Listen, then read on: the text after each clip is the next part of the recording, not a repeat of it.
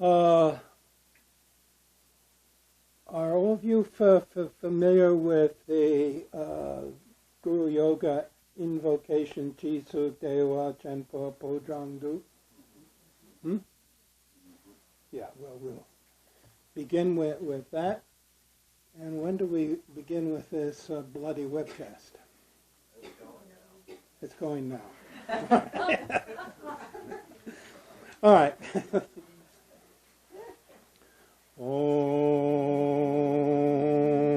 Jisu Dewa Chenpo Podrangdu Drinchen Sawe Lama La Sowa Dev Sanjay Semsu Tun Parim Poche Rang Orang Ji Shimpar Chinji Lo Jisu Dewa Chenpo Podrangdu Drinchen Sawe Lama La Sowa Dev Sanjay Semsu Tun Parim Poche Rang Orang Ji Shimpar Chinji Lo Jisu Dewa Chenpo Podrangdu Drinchen Sawe Lama La Sowa Dev Sanjay Semsu Tun Parim Poche Rang Orang Ji Shimpar Chinji Lo. Now, aren't I supposed to have some microphone here? It's right there, but it seems to be picking up. Okay, great, because I hate wearing my microphones. So,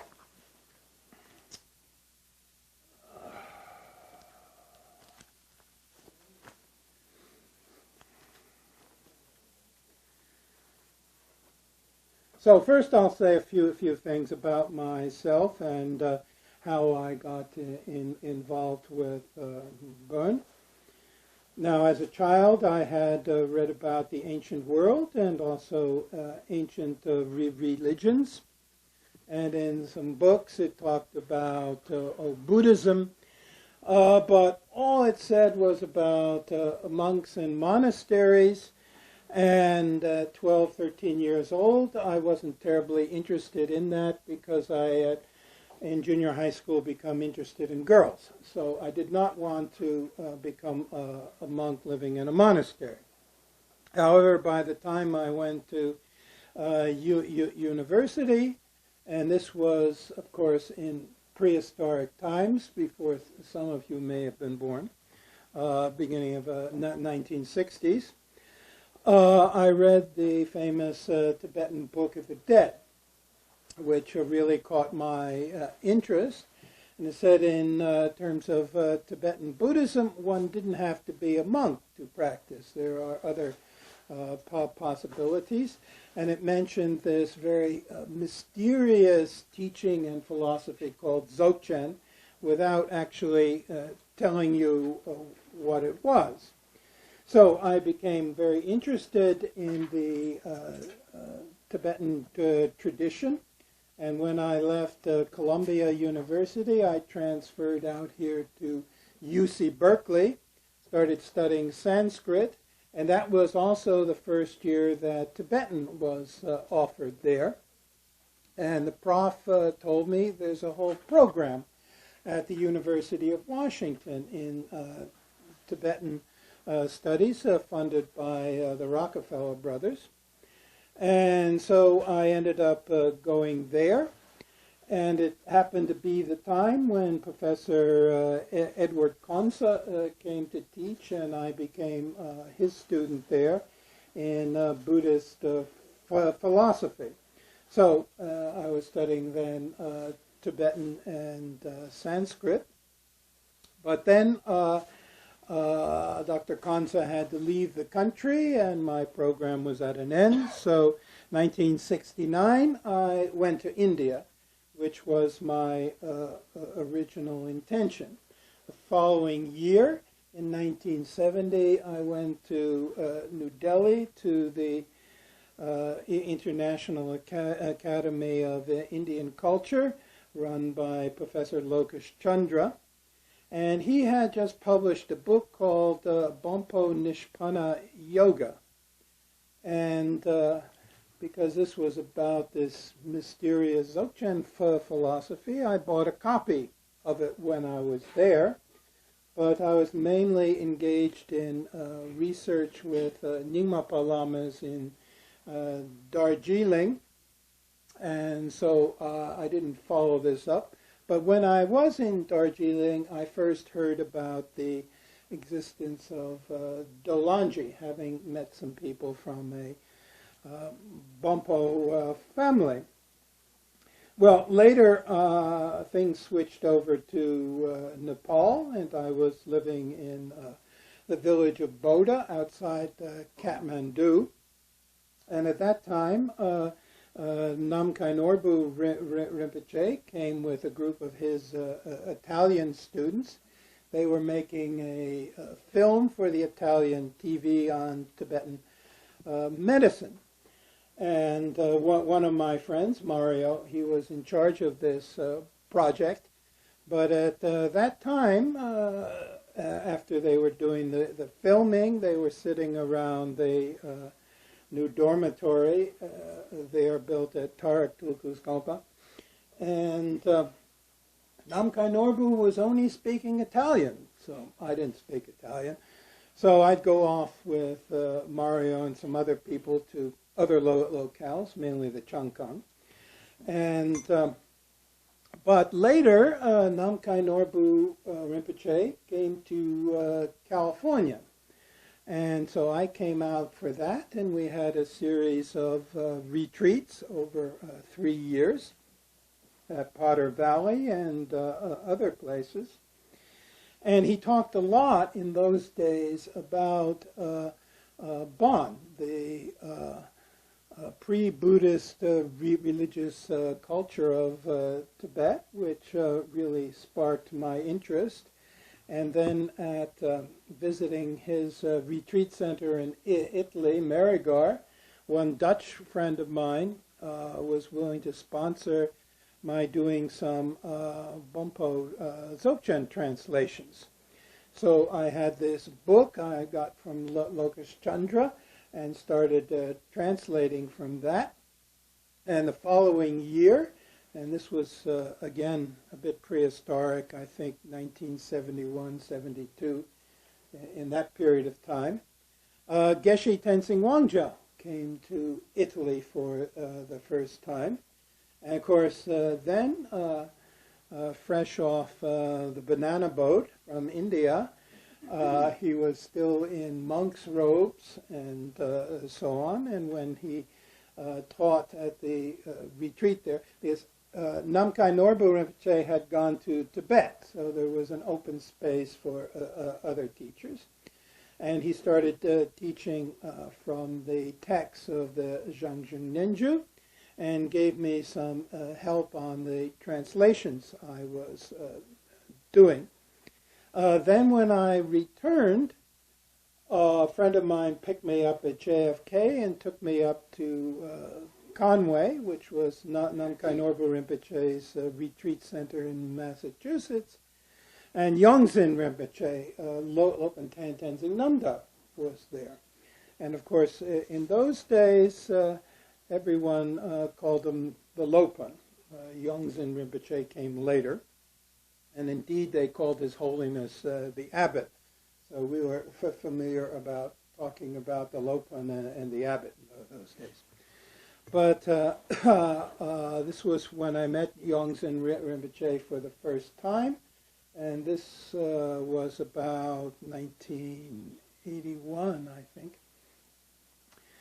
And he was very interested in translations. I was amazed because it was often difficult to get some lamas like Norbu Rinpoche were very busy to sit down and work on something.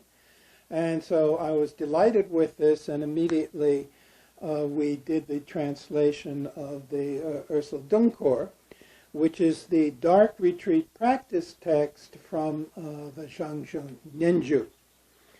And this is for the traditional 49-day dark retreat, which seems a bit a long time. so it's often advisable to do a much shorter retreat in preparation for doing this. Anyway, we did that, and then I followed him out to San Francisco here, where he gave some public talks. The first of them was at the Berkeley Shamanism Center, run by some guy from Brazil who was mixing up Tibetan Buddhism with Macumba and shamanism and sacrificing, yes, sacrificing goats, things like this. Anyway, so we're there, and Yongzin Rinpoche gave his usual introductory talk, you know. We used to call it Bompo 101. You know, that there are three meanings to the term. The first being the old indigenous culture of Tibet, which was certainly shamanistic, and dealt with the spirits in nature, the Shidduch and the Yula, the mountain gods, and all this. And certainly within the Bon tradition, there are very ancient rituals to propitiate the spirits, and they have survived in written form and exist and are practiced even today. And then secondly, there is Old Bon, or Yungdrung Bon, which I translated as the eternal tradition. Yungdrung meaning indestructible or everlasting or eternal, and Bon meaning teaching here. And this is the teaching of the Buddha Trungpa Shenrab. So definitely not shamanism. And then New Bon, Bon Sarma, which began around the 14th century with the further discoveries of termas, or hidden treasure texts, beginning with Lodok Ningpo and so on, and coming down to recent times with tertons such as Sanjay Lingpa and so on. And then he concluded the talk, and immediately somebody raised their hands and said, "But Rinpoche, we want to know about shamanism. You know, we're all reading Michael Harner, and we want to do shamanism." And he looked over at me, and he said, "Shamanism? What's that?" And I said, "Rinpoche, Jangtri. They want to know about Jangtri, which is the Nepali word for a shaman." And he said, "Oh no, we never sacrifice goats and sheep and deer and chicken like this. We do not do marcha, you know, blood sacrifice." So it was a rather funny incident. And then he taught elsewhere in California, also came up to Coos Bay, Oregon, where he gave his, the first time he gave an empowerment in the West. He said that during his time in the UK, in England, back in the early 1960s, he didn't meet anybody who was interested in the practice of meditation or Dharma or Bon or anything like this.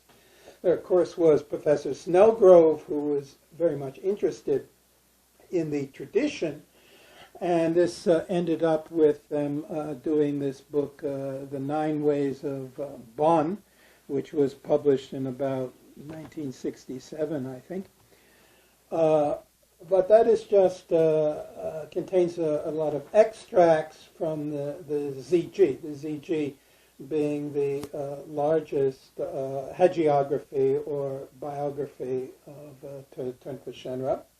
So it's only selections, but it was about the only book available really on Bonpo teachings at that time, because although before 1959, when His Holiness the Dalai Lama fled Chinese-occupied Tibet, relatively little was known in the West about Tibetan Buddhism in general. Some translations have been done years before that in St. Petersburg, but then Joseph Stalin took over and put an end to Buddhist studies in the Soviet Union, most of the scholars being executed, except for Professor Nicholas Pope, who I happened to study with in University of Washington. He was the most famous living Mongolist at the time. Anyway, this was really the first book. I mean, back in the 1880s, there was a book by Schiffner on the Lubum, the 100,000 Nagas, which is a famous Bonpo book, and then the Buddhists made their own digest of this. That was in German and published in St. Petersburg, and then you could maybe find a copy in university libraries. And then Professor Helmut Hoffman at University of Munich, he wrote a book on Bon, but used only Buddhist sources, because in those days there weren't any Bonpo texts available in the West. So we didn't know anything about Bon, but what first piqued my interest before I went to India was this book by Marco Pallas, Peaks and Lamas. He went with Giuseppe Tucci, the famous Italian Tibetologist, to Tibet on one of his expeditions. And one place he visits a Bonpo monastery. I suspect it was Yungdrungling, but he didn't give the name of it. Anyway, I thought, oh, this is very mysterious. You have these, Bonpos have monasteries too. Because in the West, in those days, it simply said Bon was nothing but a pre-Buddhist shamanism. Anyway, with the 1959 and the coming of lamas into exile in India and Nepal, everything began to change. So I had gone up and studied Tibetan and Sanskrit, and so I was a jump ahead when it came to working with lamas. So returning from Namkhai Norbu's retreat site in Italy, I met Yongzin Rinpoche, and then we're out here in California. And then he had his gallstone operation in Los Angeles, sponsored by Rosalind and the Healing Light Society. And while he was recovering, I was able to go down there and continue doing translations with him, specifically some practices for the Yidam meditation deity, Zhangzhung Mary, who was traditionally associated with the Dzogchen teachings of the Zhangzhung Nyenju. Well, then Yongzin Rinpoche again visited the West, both in the U.S. and Europe, and I was able to see him in both places, and made a transcript of his teachings in Europe and the U.S., which we published as Bonpo Dzogchen teachings. And then with him I was able to systematically translate the texts of the Kaju from the Zhangzhung Nyenju and begin with the Nyamju, the experiential transmissions. But also, after the death of my mother in New Jersey, I had some extra money for a change, because I had already lost my university job when they downsized the faculty, and they felt they didn't need a prof teaching comparative religion anymore. They replaced us with IT teachers and things like that. So I was sent out to pasture, and for a time had to work in a bookstore in New York City. But then getting a small inheritance, I was able, after 10 years, to go back to Nepal. And at that time, Yongdzin Rinpoche, and with the help of my friend Khenpo Nyima, he began construction of Trita Norbutse Monastery. Now, in Nepal in those days, there were really no Bonpo monasteries. There were some temples like Samling up in Dolpo and so on. So Yongdzin Rinpoche felt that they really needed a school in Nepal. And so this is what he created as Trita Norbutse, taking the name from a former monastery in Tibet. And so I was able to go to Nepal, and with a friend of mine, we were able to find the monastery. Now, Kathmandu has grown more than any other place I've seen in my life, even more than Los Angeles. Mm-hmm. Because when I first went there, well, you have Swayambhu Hill in the west beyond the city of Kathmandu, and then you had the Ring Road, which was built by the Chinese, and then it used to be all just countryside. And then you go a mile and a half to the west, and you have Nagarjun Hill. Well, Yongdzin Rinpoche had bought some land from a local landlord, Ram, and began construction there.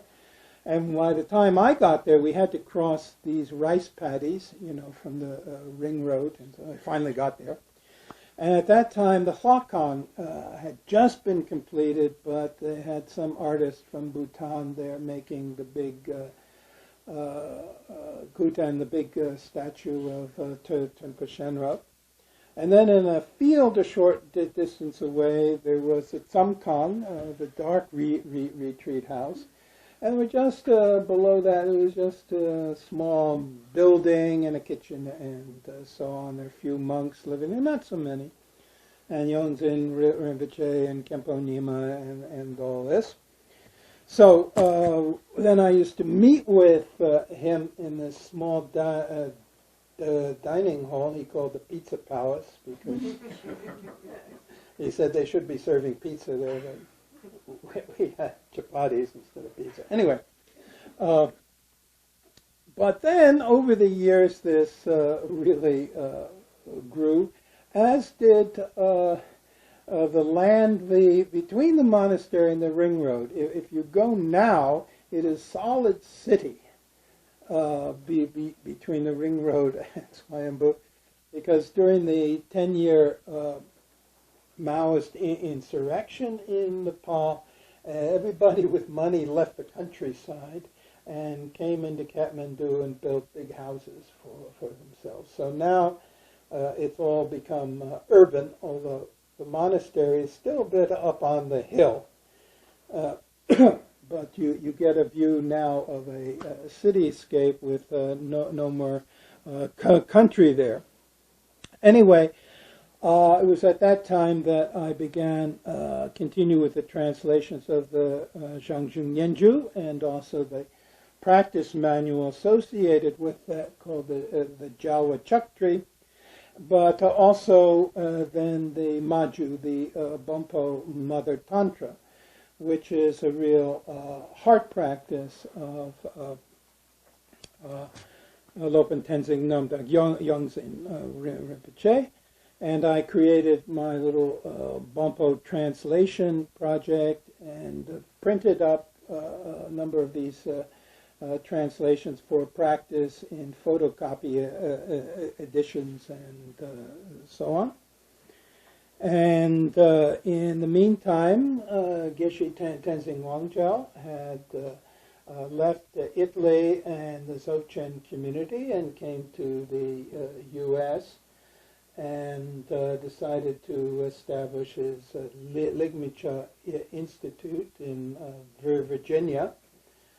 So he called me up and asked for my participation. So I lent him a helping hand and wrote the first 2 issues of The Voice of the Clear Light and so on.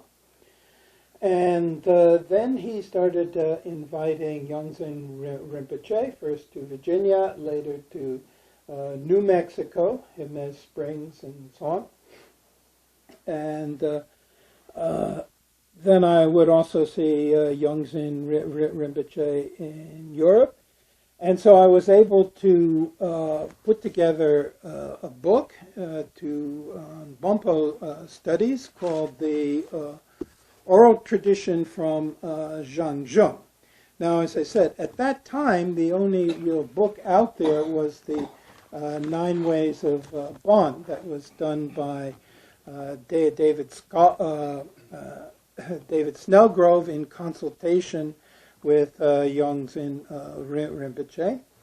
And I had this manuscript, which I largely did at the time I was living in Denmark, because I wanted to get away from the U.S. and Richard Nixon and all that kind of thing. And so I was there, and all right, I did this. So I rang up my American publisher, because I published some other books on Nyingmapa texts before that, that is Self-Liberation and the Golden Letters, with Snow Lion. So, all right, I sent the manuscript for Snow Lion, and then finally I heard back from them, and Jeff Cox and Sidney Pyburn, and they said, well, our marketing people are against publishing this because it deals with Tibetan history. And they had previously published a book on the Payo lineage, Pema Norbu Rinpoche's lineage in Tibet, and they only sold a few copies. I know because I bought one, but other people didn't. So and then Sidney warned me. He said, what you got to do is find, they don't want us to publish it because they say we won't be able to sell any copies. So you should find a publisher outside the U.S. And I said, why? And he said, well, there's a new computer program called BookScan. And they are putting on BookScan every book published in the U.S. and recording their sales. And then they record your sales, and you get a mark or a rating based on the sales of the first book that is on BookScan. So even if you're Stephen King or something, a best-selling author, if your first book on there doesn't sell very well, you will be have a bad mark for life. So only publish something that's going to be very popular and trashy and new agey here in the U.S. Then you get a good rating. Then you won't have any problem. So then I remember I was always going into this bookstore in Kathmandu, Mandala. I had a very, very nice fellow there, Bidur, and we used to talk a lot. And he had asked me about publishing something from the Bonpo tradition. So I went to look him up, and his brothers running the shop, they were always saying, oh, he's in India, he's in India. So, well, what's going on here? So I waited many weeks, and then at a party in Boda, someone told me, oh, he's opened a bookstore in Tamil. Tamil being kind of the tourist area there in Kathmandu. And so I went there and I met Bidur, and he said, well, we've had a family squabble there, and my brothers don't want me to be successful publishing or anything like this. So this ended up with me doing my first Bonpo publication with Bidur. Now, in the beginning of this Zhangzhung Nyenju text, I had gotten many years before in New Delhi, there's first a history text. So I translated that history text, and so you find that in this book. But then there was, at that time, a lot of anti-Bonpo propaganda in the West, coming both from some Tibetans and some Westerners, and still saying silly things like Bonpo is just shamanism, or Bonpo lamas are black magicians that eat babies and things like this. So I decided, all right, we'll do the history, but that's not enough. I'm going to put in here also a translation of Guru Yoga for Taparitsa, and also a translation of the Ngundro. Now the Ngundro had been, meaning preliminary practices. This had been introduced into the West by the Karma Kagyupas, particularly Kala Rinpoche. And so most Western Buddhist practitioners thought Ngundro is the essence of Buddhism, which isn't quite true, although it's a very useful practice. So I don't discourage anybody from doing it, but there are many other practices in the various Buddhist and Bonpo traditions, just not the Ngundro.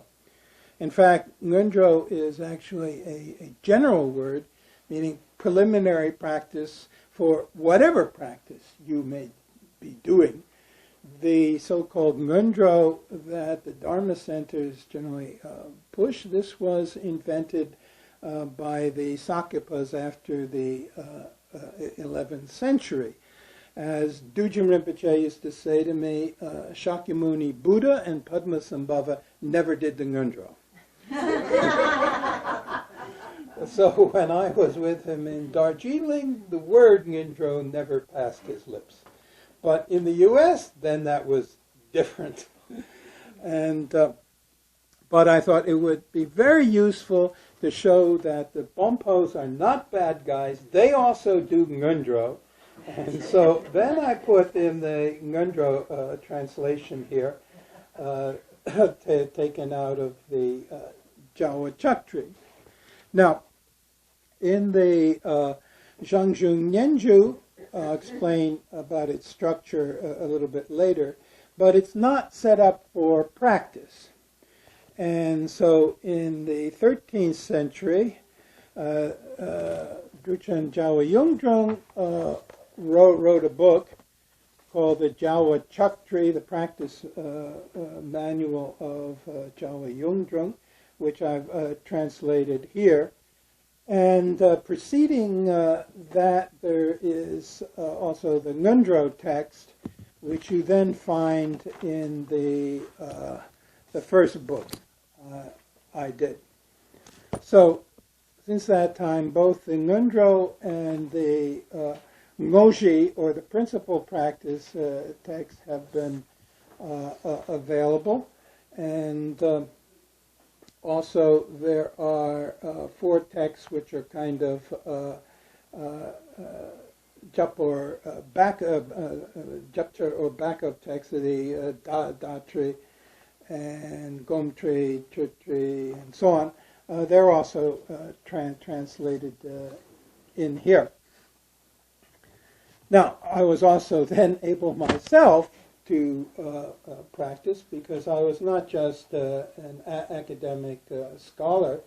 This wasn't my motivation. It was also the reason I left Columbia University and came out here to study first Sanskrit and then Tibetan, because my idea was to go to India to meet the Tibetan lamas who were the living custodians of this ancient wisdom tradition. And so I was able to do that beginning in 1969. So I included practice texts in here, not only the Lami Naljor, Guru Yoga, but also the Ngundro, and finally the practice for Nipangse and Menmo. These are 2 sungma, or guardians, associated with the practice of the Zhangzhung Nyenju.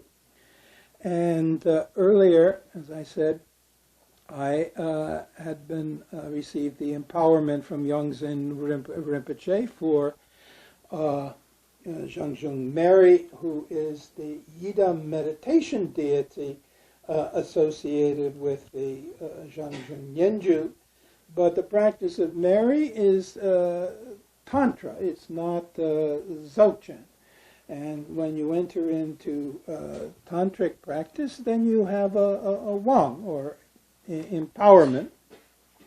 And so then you are able to do the practices. So I had thought that doing these publications and also an occasional lecture, I would counteract some of the negative propaganda about the Bonpos. First of all, being shamans, and secondly, being black magicians, such as Naro Bunchung, defeated by Milarepa, who then took possession of the holy mountain of Gangchen Tise, or Kailas, and so on.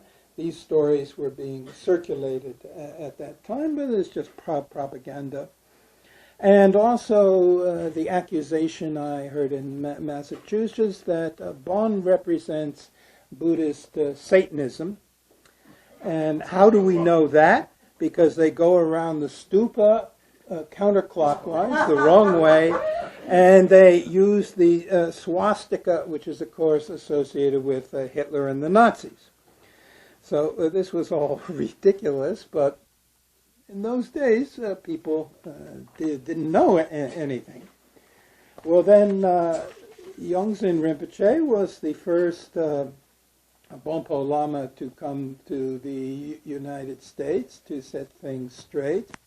And then later, Geshe Tenzing Wangjiao came, and he created his Ligmicha Institute and so on. And since then, he's been rather successful in the U.S., and then gradually other Bonpo Lamas have come here, and so now Bon has become something actual here in the West, both in Europe and in the U.S.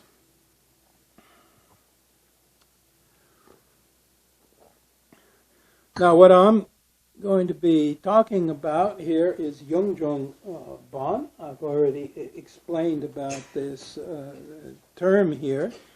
But if the Bonpos have monks, monasteries, and Madhyamaka philosophy, how do they differ from the other Tibetan schools? Well, it is largely a matter of lineage. There are nowadays 4 Tibetan schools: the Nyingmapa, the Sakyapa, the Kajupa, and the Gelugpa. The Nyingmapa continues from the 8th century with Shanti Rakshita introducing the Sutra system into Tibet, and Padmasambhava introducing the Tantra system into Tibet, and also Dzogchen. But then with the 9th century, with the king Langdharma, there was a persecution of Buddhism, which largely meant that monasteries like Samye and individual temples were closed down and padlocked. The Buddhist monks were forced to go out, take off their robes, find jobs and girlfriends, and so on. So then there ensued what is called an almost 100-year dark age, simply because there's very few texts or documents coming from that period of time. That was the 10th century.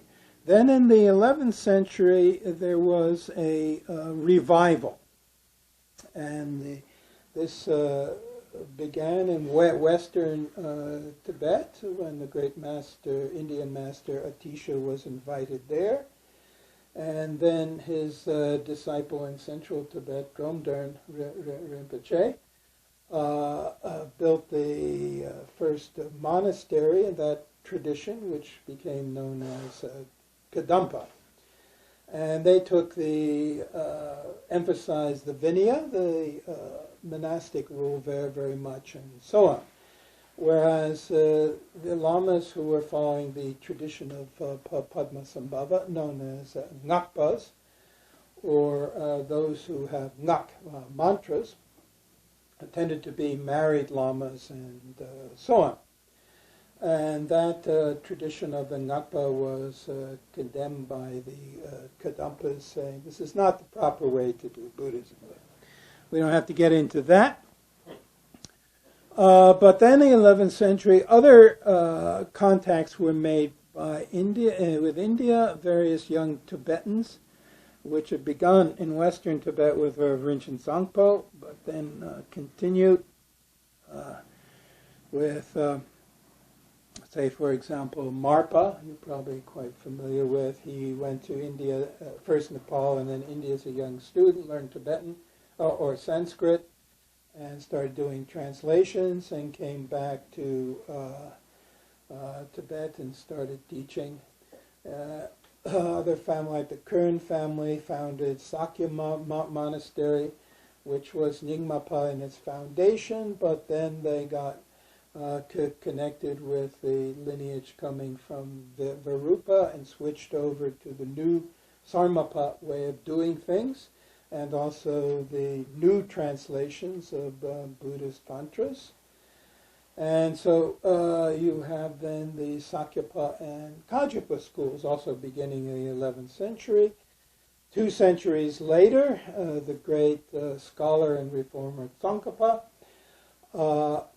made a synthesis of Kadampa, Sakyapa, and Kajapa teachings, and this was the source of the Gelugpa school in Tibet.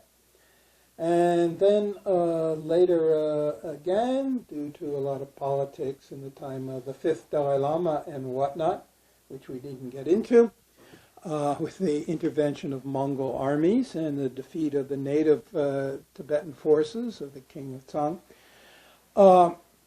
Gushri Khan established the 5th Dalai Lama as a kind of spiritual ruler of Tibet. And that system continued until the Chinese occupation, which culminated in 1959 with the fleeing of His Holiness the Dalai Lama to India. All right, you have these Tibetan schools, and they all look back to the historical Buddha, Shakyamuni, who lived approximately 500 years before Christ. But the Bonpo Lamas look back to an earlier figure known as Trungpa Shenra. Now, Trungpa is a title. It means a teacher who establishes a spiritual tradition. And Shen is a mysterious word, but the Yongzhen Rinpoche says, well, it means something like a practice or practitioner, if you must translate it. Rup means supreme, also called Miwoche, which means human. Anyway, this was his title, and he lived a long time before Shakyamuni Buddha. Traditionally now, it's said to be 18,000 years ago.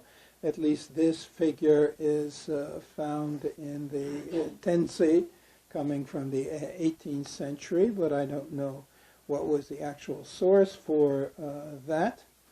And there are 3 hagiographies or biographies of Trungpa Shenra, one of them quite old, the Do Du, which comes from the 10th century, and then the Zer Mik, which appears to come from the 11th century.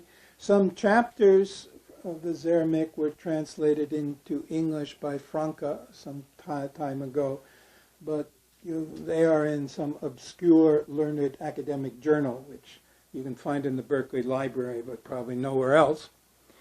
And then in the 14th century, there's the Ziji, which is the largest and most extensive account of the career of Trungpa Shenrup. And that was a oral transmission from Loden Yingpo, who was a Tertön and a Lama living in the 14th century. But a very old material is found in this. He put all this together and said he was instructed in this by an ancient master who appeared in visions to him. And it's from this text that the extracts found in the 9 Ways of Bon are the source for this. Anyway, the career of Trungpa Shenrup is summarized by his 12 great deeds. And there was a book, Dharmsala, published containing this, which you may have seen.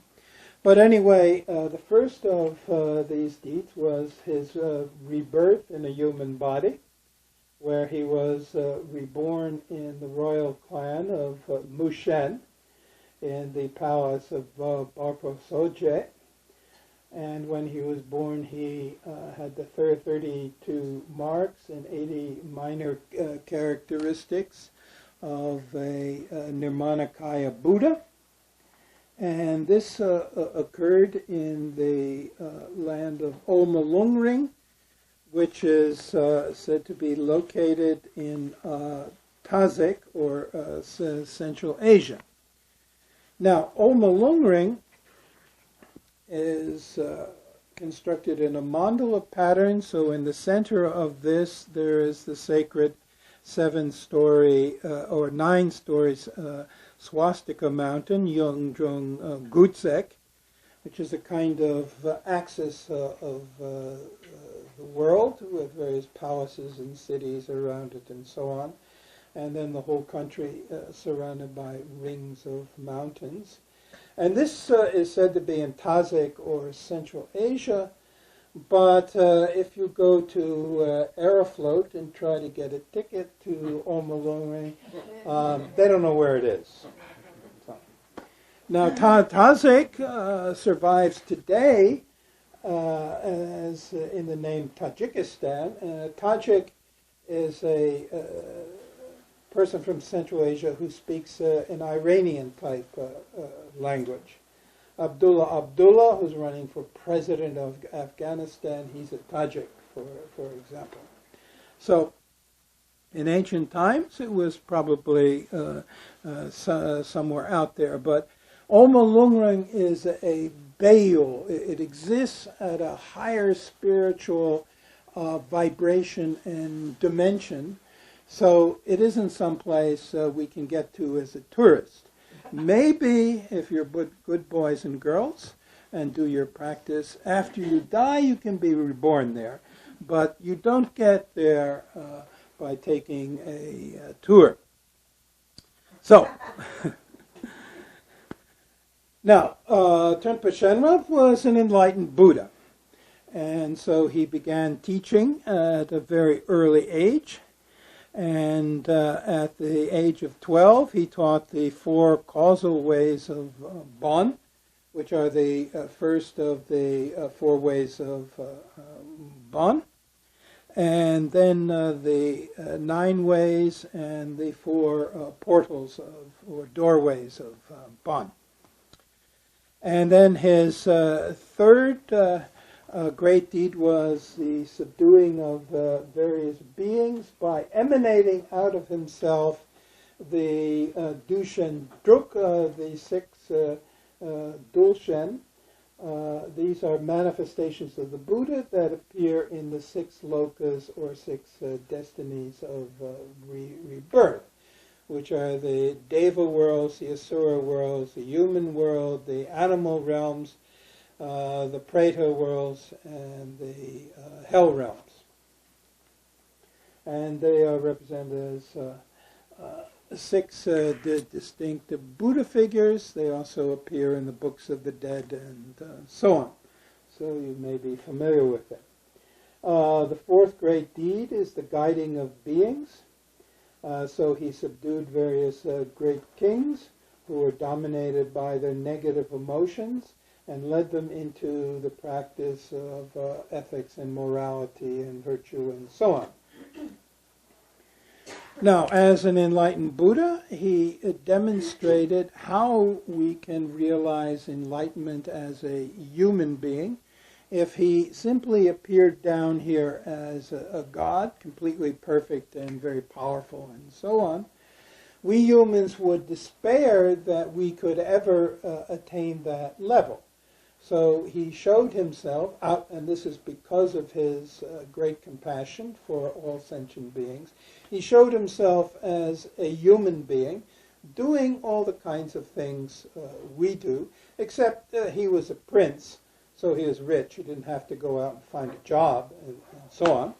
But he did get married. So he married the princess Horzal Jalmetma, and she is regarded as a reincarnation or as a manifestation of enlightened wisdom, that is, of Chama. In the Bompo system, Chama represents the Prajnaparamita, the perfection of wisdom. Now, he got married. Well, the next thing you do, number 6, he emanated progeny, that is, he had children. So 8 sons and 2 daughters, to whom he taught the Dharma. And then 7, he conquered the Mara demons, because the Mara demons, or Dud, are always making problems here on Earth for human beings and so on.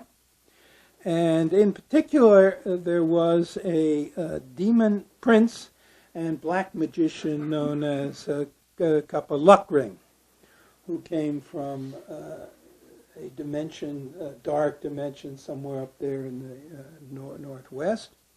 But he appeared as a very handsome young man, a bit gothic, with a black leather jacket and all this. And in those days, the 2 daughters of Trungpa Shenrup, they were young and energetic, and they liked to go out and dance and so on. So, in Old Malungring, they went to the equivalent of the disco in those days, and they met this young guy. And he succeeded in seducing the youngest daughter of Trungpa Shenrup, and then taking her off to this dark dimension. Well, Trungpa Shenrup, and this being Father's Day, you can understand this, he wasn't going to let his daughter be involved with this evil prince, and so he rescued her and brought her back to Omalungring. But this really made Kapalukring angry, and he decided he was going to do something to injure Trungpa Shenrup. Well, what he did was steal his horses. He had 7 horses in the stable, and he took these horses and put them in hiding in Kongpo in southwestern Tibet. Well, this was the occasion then of Trungpa Shenrup to visit Tibet, because normally he was living there in Omalungring, and all his activities were occurring there and not in Tibet. But he went through the Dalam, the Arrow passageway. I don't know if that's like the BART or something, or metro, right? But he passed through that and came to northwestern Tibet, traveled across Tibet, and went to Kongpo. And there he encountered Kapalukring, and they got into this magical battle, a little bit like Star Wars, with lasers flashing in every direction and so on. And they threw mountains at each other and so on. It really was a disaster for the landscape. But Trungpa Shenra finally took one mountain and he put it down, boom, beside the Tsangpo River, and this settled everything down. And this became Kongpo Bonri, which is the holy, principal holy religious pilgrimage site for the Bonpos in Tibet. And some Westerners have visited there now and so on. So there's even a little anthropological literature about Kongpo Bonri. Well, their battles continued until finally Trungpa Shenrab defeated this demon prince, and he was forced to become Trungpa Shenrab's disciple. But he was still a bit deceitful, because later he tried to get Trungpa Shenrab's books and burn them and so on. So he created a lot of trouble. So this is a very interesting story there. Then his 8th great deed is the vanquishing of the Simbos, or the Rakshasa demons. Dud is the usual word for a demon, that's Mara. But then there's another kind of, the Dud tend to be more elegant, like Count Dracula and so on. But the Rakshasas, they tend to be big and rough and hairy and like to eat people.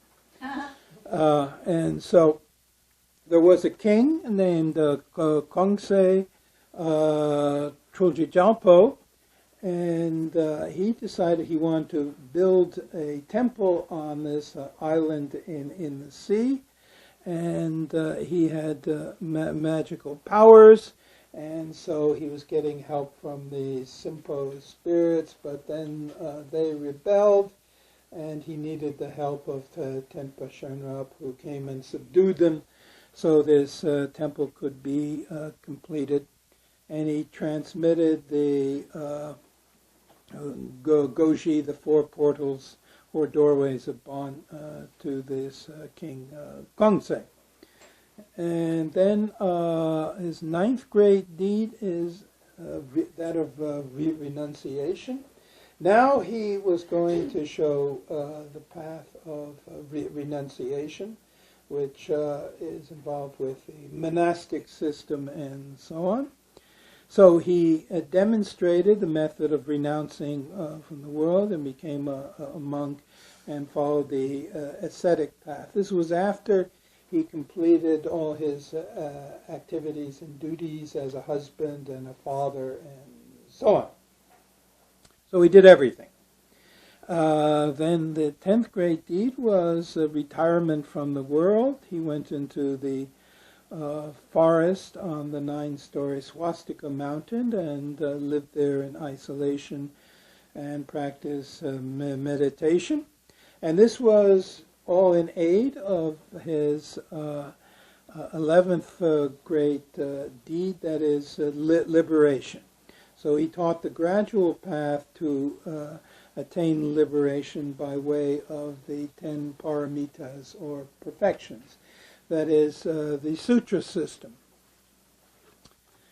And then his final deed was that of ultimate realization of enlightenment.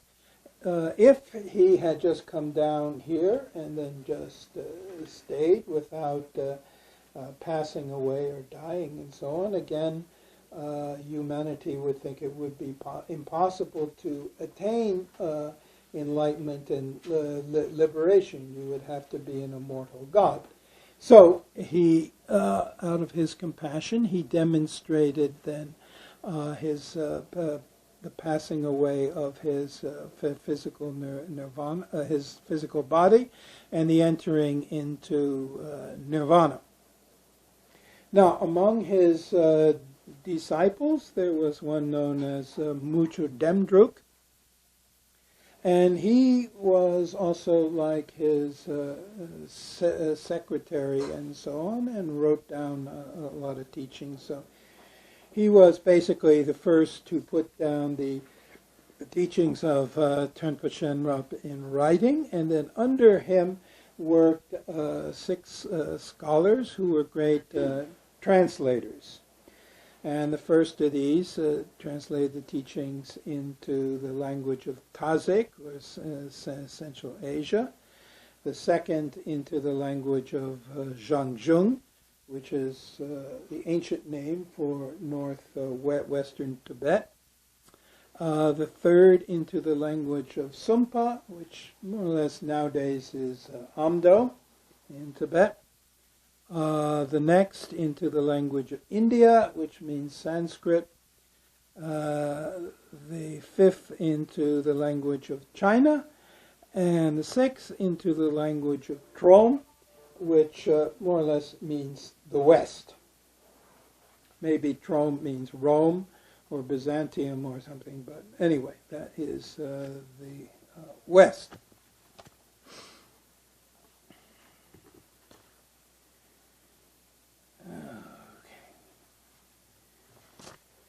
Now, the teachings of Trungpa Shenrab came from Tazik, meaning Central Asia, where we have republics now like Tajikistan, Uzbekistan, Turkmenistan, and Kazakhstan, etc. And they came down into Zhangzhung, which is the ancient name for western and northern Tibet, centering around the great mountain Gangchen or Kailas, we call it here in the West. And in ancient times, this was an independent kingdom with its own culture. And the religious culture was that of Bon. And they had their own language, which is related to Central Tibetan, but is also different. It is a Tibeto-Burman language. There are many samples of it that have survived, and even a lengthy text in this language for the Sipa Zerpuk. And the Japanese scholars have been very active in studying this language, and in more recent times, the Chinese have discovered some manuscripts and also inscriptions in the Zhangzhung language. Years ago, Western scholars would say the Zhangzhung language never existed. It was just made up by Bonpo Lamas to have something like the Buddhist Sanskrit. Now we know that this is not true at all. It is a language. Many words from Zhangzhung are found in Tibetan, and particularly in the language of Ladakh, and part of it survives in Kanuri, the Kanuri dialect spoken in the north part of that valley in the Himalayas.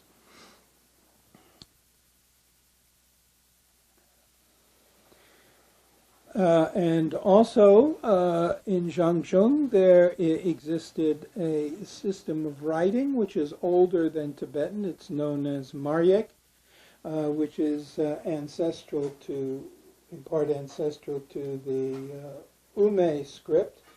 If you've ever studied Tibetan, you know there's two principal forms of script. There's Uchen is the printed script, which you find in most books and things, but there's also a more cursive script known as Ume without a head, and that seems to be connected with this ancient Maryek script. Now, Omalungring definitely existed as a historical place. There is a debate about how big it was, but there are many ruins there around Mount Kailas. To the west of the mountain, there's Chonglong, which means the Garuda Valley. And this is along the Sutlej River, which flows to the west. And if you go there, or if you've been to New Mexico, it looks a lot like New Mexico. There's these cliff cities there. You have the river, and then you have terraces, and then above that you have a cliff filled with caves. And Chonglong, on top of the cliffs, there's the ruins of Mulkar, the Silver Castle. This is where the kings of Zhangzhung lived In the time of Tenpa Shenra, this is the Jarochen dynasty. In the Karchak for Mount Kailas, it mentions 18 Jarochen kings. Jarochen means having horns. They wore a headdress that had horns coming up, like a sort of turban with horns coming out of it. And the first of these 18 kings is said to have been contemporary with Tenpa Shenra, so that the teachings of Tenpa Shenra would have come quite early into Zhangzhung. And later, there were the Ligmicha kings. According to Yongsen Rinpoche, Ligmicha is not just the name of one king, it's like a dynastic name. Literally, in the Zhangzhung language, it means the king of men. And from the sources from the Dunhuang Library, this is a site in China just to the northeast of Tibet. And at one time, it was conquered by the Tibetans and held by them for a century or so. And there was a very large library collection, and then when the Muslims were coming, the library was sealed inside some caves, and then only discovered at the end of the 19th century with Aurel Stein going there first time. He was Hungarian, but working for the British. And then a little later, Paleo from Paris. And so bulk of these Zhangzhung manuscripts have now been preserved in London and Paris. And these are the oldest historical records from Tibet, with chronicles and annals from the time of the Tibetan Empire and so on. And even some very old Bompo texts found there and so on. And there is a record of Zhangzhung being conquered, not in the 8th century, but before in the 7th century, by the first Buddhist king of Tibet, Tongtsen Gampo. But then we have other records in the Bompo tradition that the conquest of Zhangzhung was not completed until a century later, in the time of the great Buddhist king Tisong Detsen. Yongsen Rinpoche explains this, that it's a dynastic title, so there were more than one Ligmicha king, not just. So it appears that under Tongtsen Gampo, Zhangzhung became a vassal state under central Tibet, but still remained an independent entity with its own king, but under the Tibetan king. But in the 8th century, when the Tibetan Empire was vastly expanding into Central Asia, the Tibetans ambushed King Ligmicha, and he was assassinated. And so we find this story also in the Zhangzhung Nenju, that one of the queens of Ligmicha was very distressed by this, and she went to this great master, Jerpong Nangsha Lepo, who was not only a Dzogchen practitioner, but a tantrika, and an expert in the practice of Zhangzhung Meri. And one aspect of activity practice with Zhangzhung Meri is Tso, or magical missiles. Of course, nowadays we're very familiar with missiles. You only have to look at television. You see this happening all the time, like in Iraq. Well, in those days, a little more unusual. Now, he was living on this island in the Darok Lake. And in fact, this island right here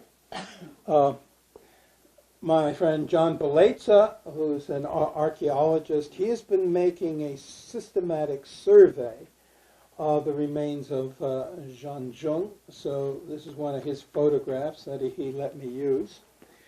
And this is from the Darok Lake in northern Tibet. To the west of Mount Kailas, there's the lake district. Many lakes there. The biggest one is the Dangra Lake, where Yongzhen Rinpoche did a retreat before he fled Tibet. But to the east of that, there's the Darok Lake. And after Jerpungpa retired from working for the king of Tibet, he was kind of his purohit, or priest.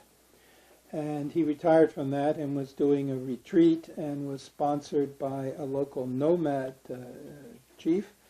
And later he moved from the Deerface Cave onto this island. So the queen sought him out there and begged him to do something about the Tibetan king who had her husband assassinated, and the Tibetan army was occupying Zhangzhung now and pressing them into service as coolies for the Tibetan army as they were marching west. And so he agreed to do that. And he said, well, you'll find this text called the Van Manupa in here with this story I'm telling you right now. And he said, well, do you want me to blow up the whole country, like nuking them? For that I need a lot of gold dust, because you have to have gold dust to make a magical missile. Or you want me just to blow up his palace, or you want me to blow him up? And she said, well, I don't want to kill all these Tibetans. That would be a terrible thing. I don't want you to blow up the country. Just hit him. He said, okay. And she gave him the gold dust he needed for that. He did the practice. And, of course, Chisong Detsen felt very ill. And he called in one of his lamas and did divination to find out what was wrong, why he was so sick. And they said, well, there's this master in the north who has sent this illness to him. To you, you must propitiate him. So he sent a delegation of ministers up to the Darok Lake. And they're looking around, and they asked the local nomads where they might find this Jerpung Nangsha Lerpo. And they said, oh, he's living on this island. So they go over there, and they find his tent. I look in the tent, and there's only an antelope horn. So I think, what has happened to him? And they're all having discussion there. And they asked one of the nomads, they said, well, he's a great magician. He's a shape changer. He can appear in any form. So I thought, oh, maybe this antelope horn is him. So they bring the gold dust and the apologies of the king and so on, all to the antelope horn, which then transforms into Jerpung Nangsha Lerpo, and they offer the king's apologies and so on. And he said, all right, I will withdraw my magical attack under certain conditions. He's responsible for having Ligmicha, the last king of Zhangzhung, assassinated. So he must then build a gold stupa on the slopes of Mount Kailas to contain the relics of the king. Secondly, my own clan, he will take them into the government and permit them to sit on the left side of the king in the throne room and so on, and consult them on various government policies. And thirdly, you will not persecute my Bompo teachings, that is the Dzogchen teachings of the Zhangzhung Nyenju and the practices for the meditation deity Zhangzhung Mary. And the king agreed to that. So this is the reason that the Zhangzhung Nyenju never became a terama or a hidden treasure texts. The two sources of Bonpo scriptures are Kama and Terma. Kama, or sometimes they call it Nyenju, oral transmission. These are continuous transmissions from ancient times until the present. So this is a continuous, uninterrupted lineage. Whereas Terma is an interrupted lineage. There were two principal persecutions in the history of Bon. One occurred in the time of Drikung Tsempo, the 8th king of central Tibet. He became, Bonpo teachings were brought into central Tibet in the time of Mutri Tsempo, the 2nd king. And so Bonpo Lamas became very influential in the country. Drikung Tsempo was a bit paranoid. He thought they might be trying to take over. And so he expelled them from the country. It said at that time certain texts had to be, like the Chipung and so on, had to be concealed as Terma texts. Later, there was a nobleman who tricked the king into having a dual combat, and while they're fighting with their swords, he managed to throw some dead animals on the shoulder of his king, the king, so his protective spirits then deserted him, and he was able to then cut his mutak, that rainbow ray of light that connected from the top of the king's head up into heaven. Because in the early days, the kings of Tibet did not die like we do, leaving a body here behind, but would dissolve into the rainbow and return to heaven. Well, having cut the mutak of Drikung Tsempo, then his corpse just fell on the ground. Then the son of the king led a rebellion against the assassin, but then they had the problem, what do you do now that you have the corpse of a king? So he had to invite Bonpos, Bonpo Lamas from Kashmir, Zhangzhung, and Drusha, which is now in Pakistan, to come and instigate funeral rites, because previous to that the Tibetans didn't know how to do this. So then the first tomb was built and funeral rites were inaugurated in Tibet. So that was the first persecution. The second persecution, as I mentioned before, occurred in the 8th century of our era, in the time of Trisong Detsen, who decided to make Tibet Buddhist, because all the other countries around China and Nepal and India and Central Asia were all Buddhist at this time. So he said, okay, all you Bonpo Lamas, you either have to shave your heads and put on red robes, take off your blue ones, and become Buddhist monks, or leave the country. So mainly at that time, Drenpa Namka and Lishu Takring concealed all these dharmas, hidden treasure texts in Tibet and Bhutan, with some assistance from some of the sons of Trisong Detsen and so on. And many of these texts, Bonpo texts, were also hidden in Samye and Buddhist temples and so on. And they were rediscovered centuries later, in the 10th and 11th, 12th century. We'll get into that a little while later. And so this was the second persecution of Bon. The third persecution has occurred in our own time with Mao Zedong and his Cultural Revolution, where many monasteries, both Buddhist and Bonpo, were blown up and destroyed by the Red Guards. Many books were lost, but also many were hidden away. And Menri Monastery itself was destroyed by the Red Guards, although now it's in the process of being rebuilt. And fortunately, many books survive, but when the Bonpo Lamas first left Tibet in 1959 and 1960,